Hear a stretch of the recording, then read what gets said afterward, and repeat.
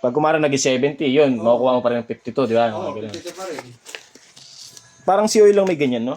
Oo, si Ulo nga lang. Sabi nga, kung may Petron nga lang yun, doon ako talaga sa Petron ng papaano. M-tank kasi tayo, tank.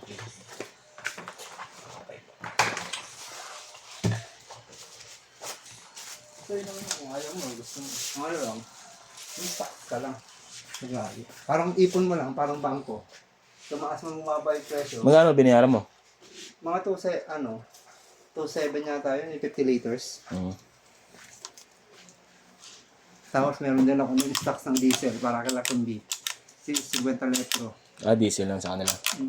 Pero meron silang stocks ng 600 liters na. Laki yan. Ah. Diesel ba si Clyde? Diesel naman nila lang. Diesel pala yan. Sa mga 4 wheels naman eh. Bihira lang naman ang gasoline sa 4 wheels eh. Bihira lang ang gasoline sa 4 wheels. Puro diesel na yun. Doon sa bayaw ko.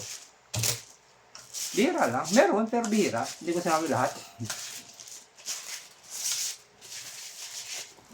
Dapat kasi wala ng diesel. Stupid kasi yung diesel. Mas nakasira naman ng kalikasan. Ano ba tayo mga gawa? Ganun talaga.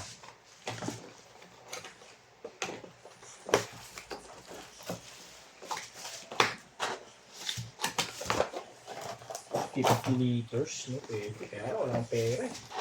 Ganda sana. Walang, hindi naman ako lagi nagmumotor. Tama, lagi ka naman nagbabike eh. So kasi nagmumobile ka, kailangan mo talaga yun. Oo, kailangan ko talaga yun. Hindi ka malugi, no? Grabe yan, pag naging 70, ano? Magkano na pultang ko nung 350? Hindi sa 250 lang pultang ko eh.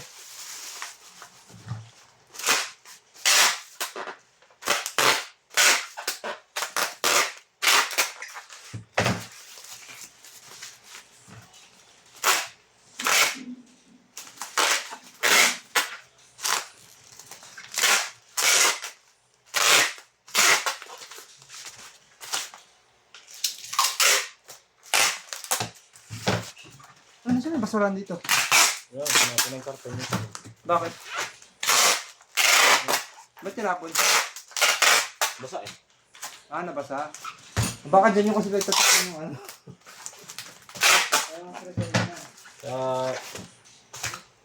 Lubog eh, lubog.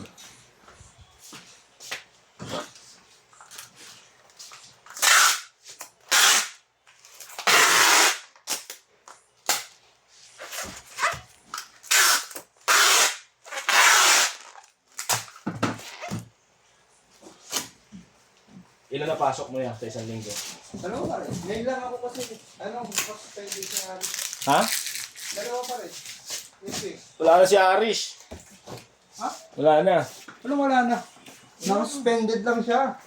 Wala na nga. Mas na. Ha? Ba't umalis? Basay na.